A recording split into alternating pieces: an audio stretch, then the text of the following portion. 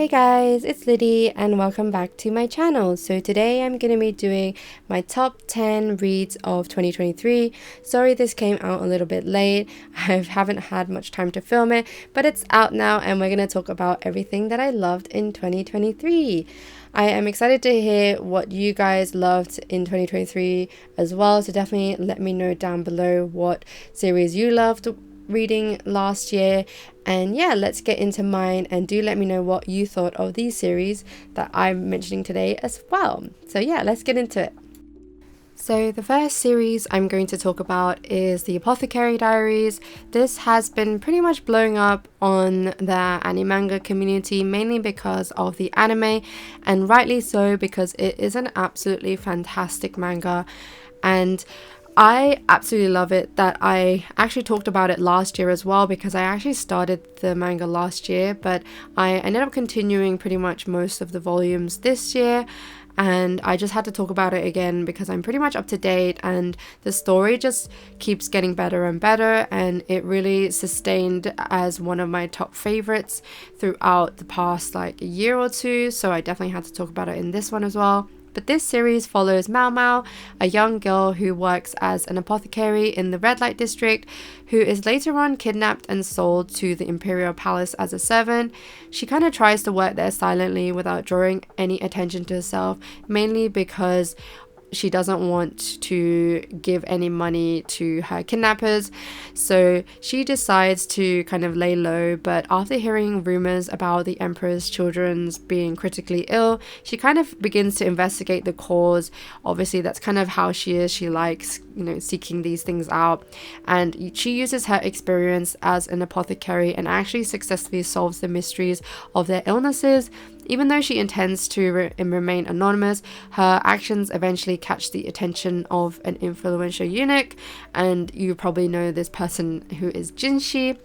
And soon she finds herself solving various mysteries for the royal court as she gets promoted as one of the palace consort's food testers. So kind of follows a lot of interesting, fun hijinks that happen within the palace court, as well as lots of mysteries. And I feel like the thing I love about Apothecary Diaries the most is the way the story has interwoven so many different elements, and then those elements are used to bring to light like new stories and new sort of things that happen within the palace. And I think that's why you end up paying attention to like these little details, and then they later kind of bring up in later volumes, and it's just like the way the story is woven is just amazing and just keeps you on the edge of your seat basically, because you want to find out what happens. And some of the stories are really, really heartfelt as well, so I absolutely love this story so much, and I definitely recommend you to either watch the anime or try the volumes, because I don't think you will regret it. The next story I'm going to be talking about is Skip Beat. So this one is a classic shoujo that is very well loved by many members of the shoujo community, but it's not talked about as much anymore, mainly because it's so old and the story has been running for many, many years and has been on a few hiatuses and things like that. And this one is, for me, kind of a new series that I started reading this year, but I had watched the anime multiple times when I was younger, and it always kind of kept in my memory, so I decided that I wanted to start the manga properly, and I absolutely love it. I mean, the story is so great, and it kind of follows a girl on the cover here, Kyoko, and she's 16 years old, who pretty much loves her childhood friend Shotaro, and we call him Sho, but she pretty much gives up her own life after high school to follow him to Tokyo and support his dreams of becoming a famous singer. And she pretty much works to the bone to support him and has like 2 jobs, and is basically blinded by love, whilst Sho only uses her and treats her like a slave. This eventually comes to light when she goes to deliver food to him at his agency and overhears him talking to his manager, saying that Kyoko is like a super boring and plain girl who he basically thinks of as a doormat. And obviously something inside her breaks, the Pandora box opens, and then she vows to seek vengeance on him and enter the entertainment industry to one day beat him at his own field. And of course, this isn't something that can happen overnight, and she goes through a lot of trials and tribulations, as well as lots of different hijinks trying to get to, you know, the place that she wants to beat show basically.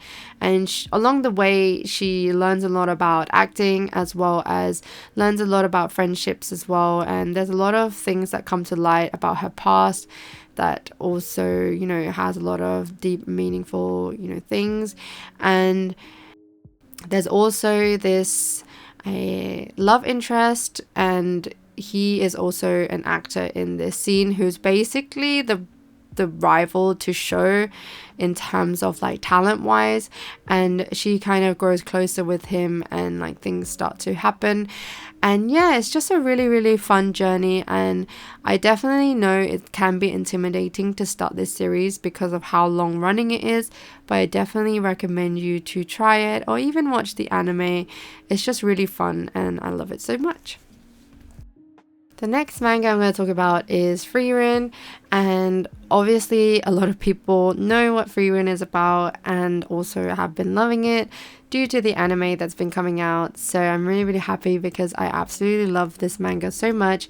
And it's about Frieren, who's on the cover here, and she is an elf mage who's been on a 10-year journey with these group of adventurers also on the cover, and they successfully have defeated the Demon King. So this is a story that happens after they've gone on this adventure, and once they've done that, she kind of sets off again on another journey, and promising her fellow comrades that she'll be back to see them again, to see like the shooting starlights.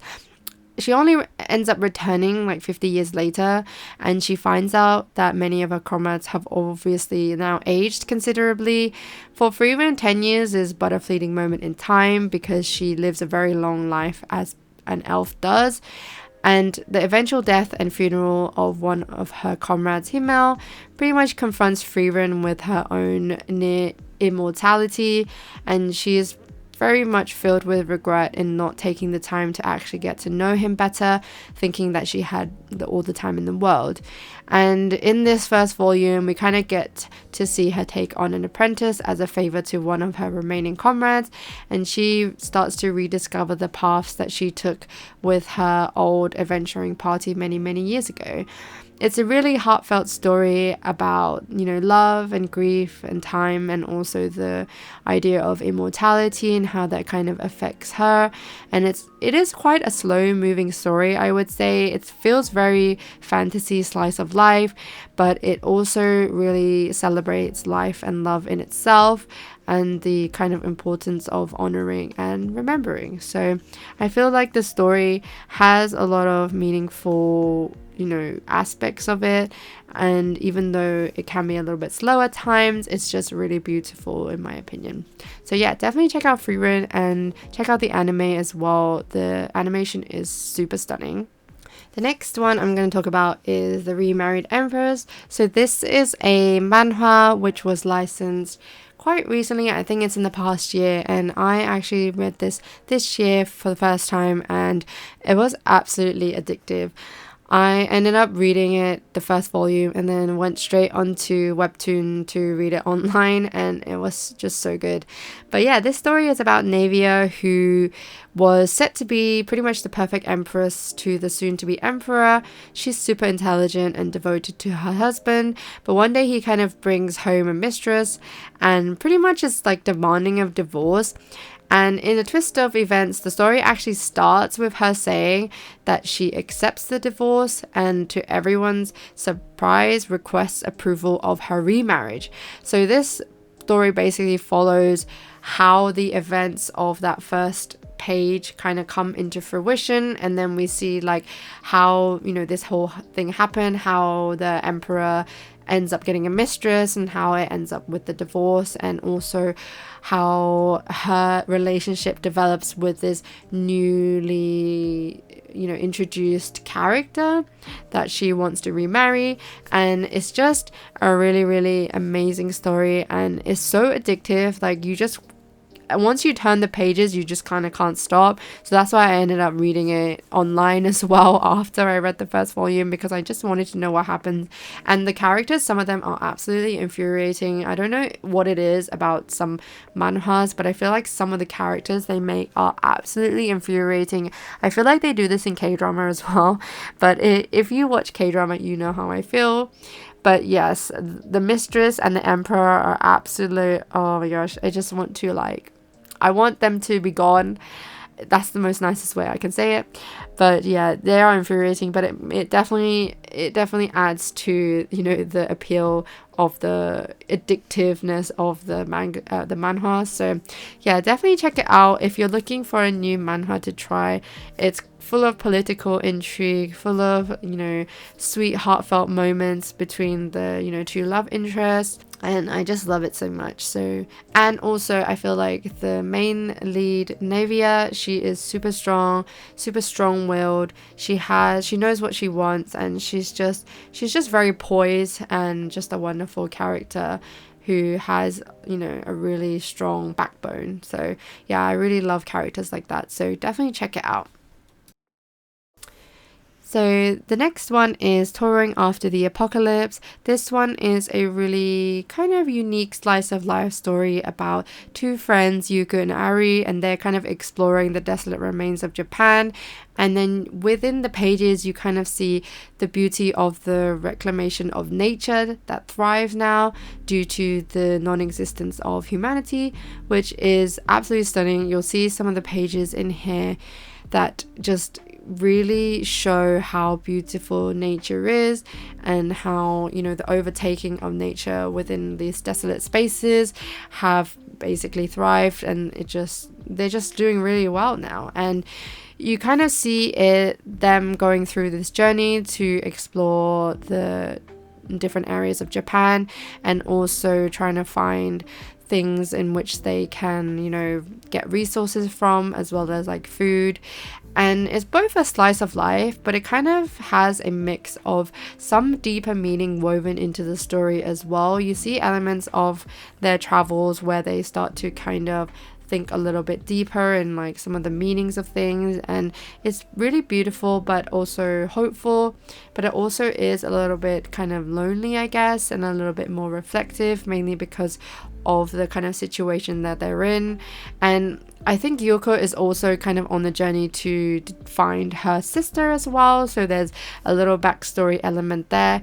And then there's also a little bit of an element of Irie not being as human as you think she might be, so there's a little bit of that as well. But the artwork is absolutely stunning. It is beautiful. Definitely check this one out. I love it so much. And not a lot of people talk about this one, but I absolutely love it. I think it's one of my favorite kind of slice of life series, but with a little bit of a twist. So yeah, really, really love this one.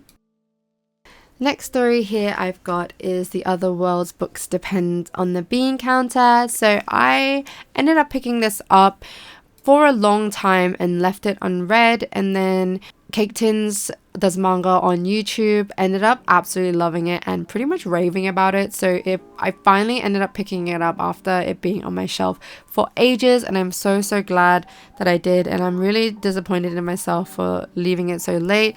I guess it means I have less to wait for the next volume, but yeah, I still absolutely loved it. So this story is basically about Kondo, who is a humble accountant and pretty much a workaholic, and one day he kind of gets swept up into a holy maiden summoning portal, trying to save a girl from getting hit by a truck.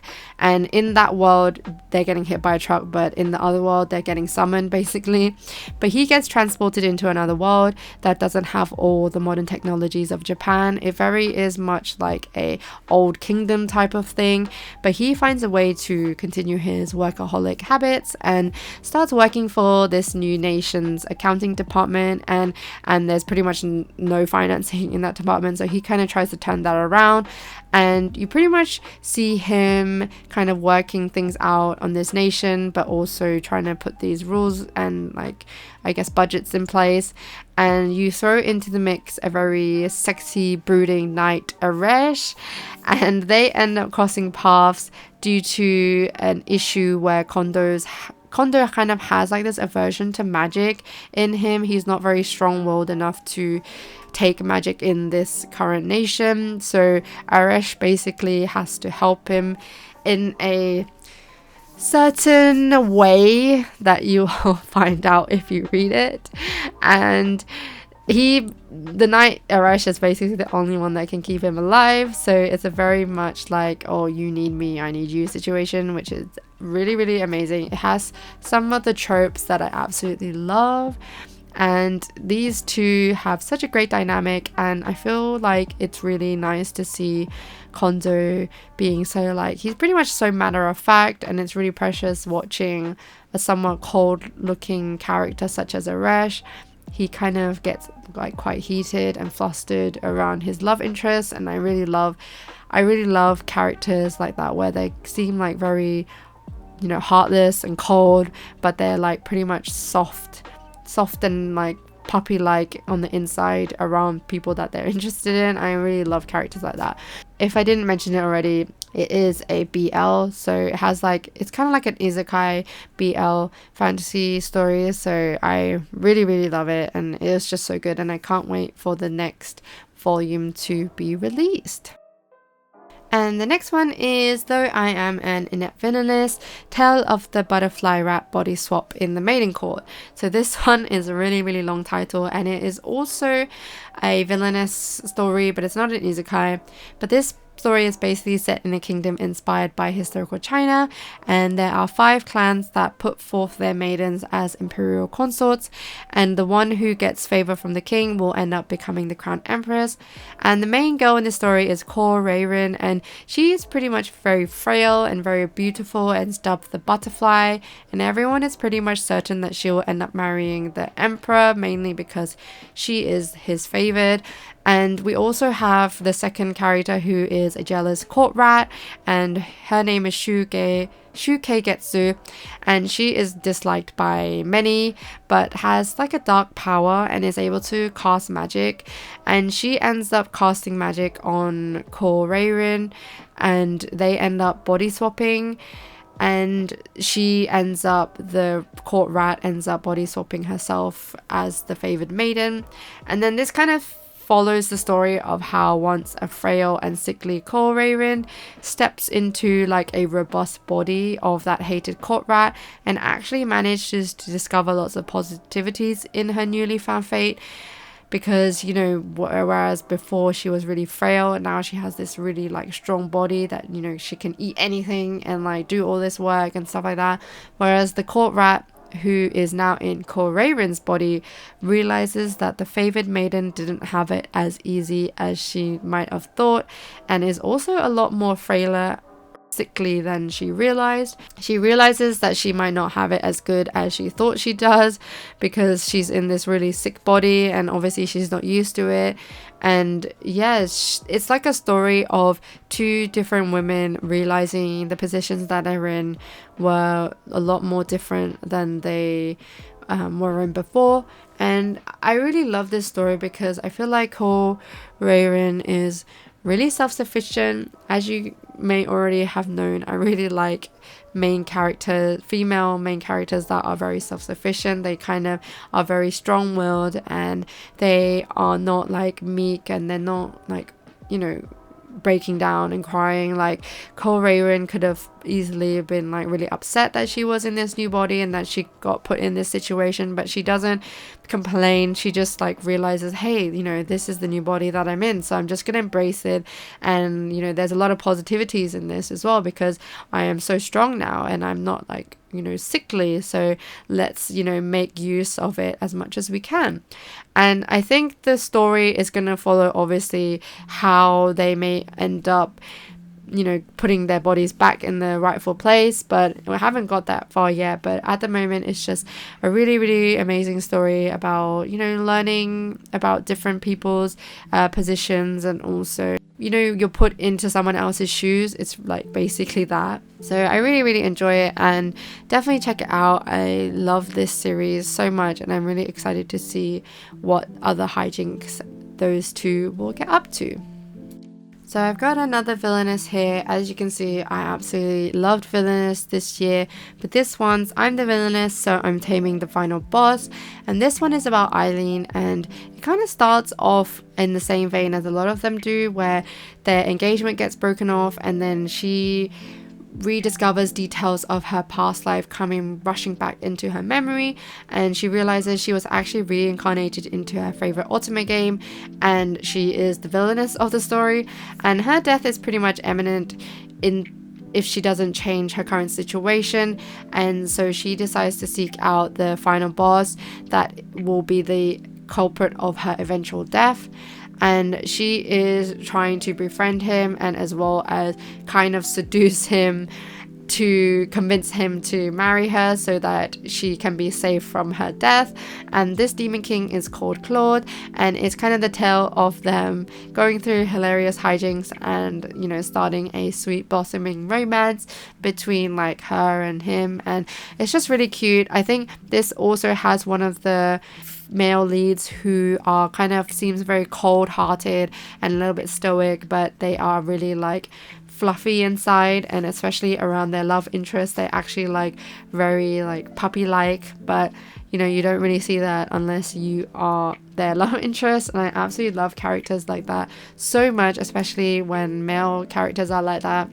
This manga unfortunately kind of cuts really short at 3 volumes, but I feel like it wraps up really well, that I would still highly recommend it. The anime actually ends up going further into the story after the 3rd volume of this manga, so definitely check out the anime as well. And there is also a light novel series which also is still ongoing as well, so there's lots of story to be continued with this one. So if you like the manga, definitely, you know, I would probably check out, you know, the anime as well as the light novels, which I am also planning to do so.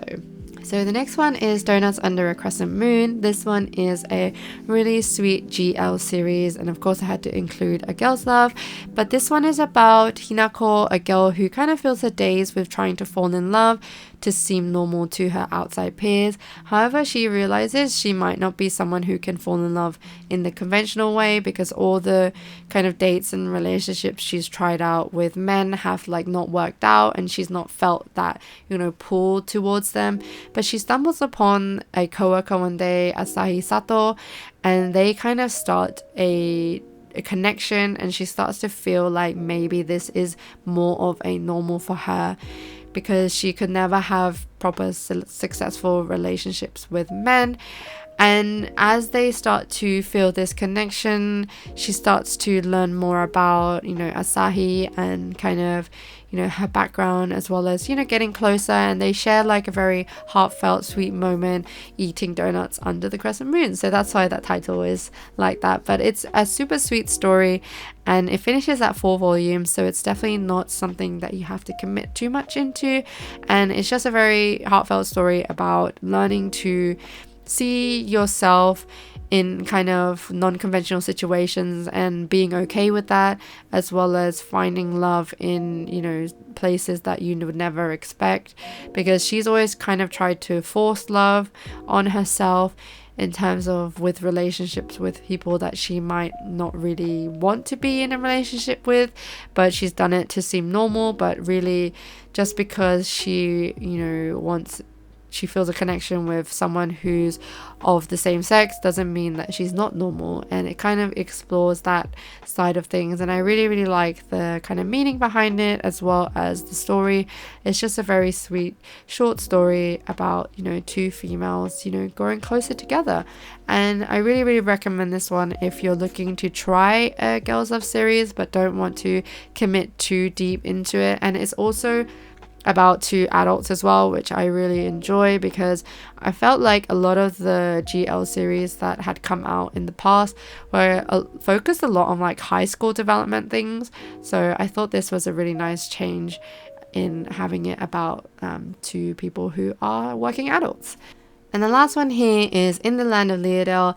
I actually read this in December, so it was pretty much one of the last things that I read, and it made it to my top 10, which shows how much I loved it.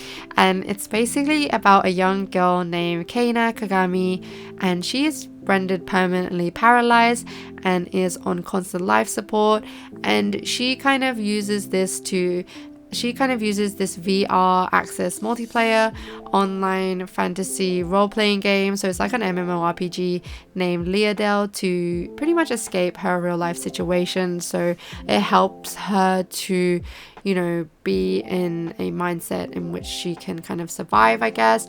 And she ends up unexpectedly dying due to her power outage and wakes up into the game world of Leadale as her previous avatar, Kana. And she finds out that the world that she's in Leadale is actually 200 years later since she logged out of the game. So 200 years have passed, and she goes to these lands that pretty much have been reorganized due to these, you know, 100 years of war. So everything about Leadale has changed, and it's not the same place that it was when she last had played the game in her, you know, real life body. And so she kind of begins to make her way in this new world and tries to navigate this new life, and also figuring out what has actually happened to Leadale in those past 100 years, as well as accessing, you know, the places in which she used to access back when she used to play the game, as well as like discovering where her, you know, in-game children are. There's some kind of like adventures that go on there, and this feels very slice of life as well. It feels very slice of life fantasy, and it's also very slow moving in terms of the plot. There's no specific like plot points at the moment. It's just kind of her kind of going through each day, meeting new people and like discovering new things about this new world. But I actually really loved it so much. I really like stories like this, and just like seeing all the fantasy elements of it. And it has a lot of like nerdy gaming language in it, as well as a lot of like gaming aspects and mechanics that if you play MMORPGs you will relate to really well, such as like the leveling system, as well as like, you know, things in your inventory and, you know, magic and spells and things like that. And she's also really overpowered in this world because I think she's been playing so much since, obviously, you know, her in her real life she's paralyzed, so she can't do anything in the real world. So she is very over leveled, overpowered in this world, and I think it's just really fun to see a character that could pretty much destroy anyone kind of just doing nothing and just, you know, wandering around and, you know, setting off for adventures and things like that. So yeah, I really love this story. If you're looking for kind of a just like a, I guess, simple slice of life fantasy story, definitely check this one out. I'm really excited to see what else is in store for Kana, and I've pretty much ordered the rest of the volumes because I wanted to continue it so much. So I've got the next few volumes to read, so really excited for that. So this was everything in my top 10 manga of 2023. I hope you enjoyed this video, and there was some series in here that you are interested in picking up now because of the way I talked about them. Hopefully, I'm not really the best at explaining or trying to explain series in the most amazing way, but I hope you enjoyed it and you did find some series that you were interested in picking up this year. So yeah, definitely let me know down below what were your favorite reads of 2023, and also make sure to like, comment and subscribe as well. It always helps out my channel. And thank you so much for everything in the year of 2023. I'm so excited to see what we get up to in 2024. So yeah, I will see you in my next video. Bye!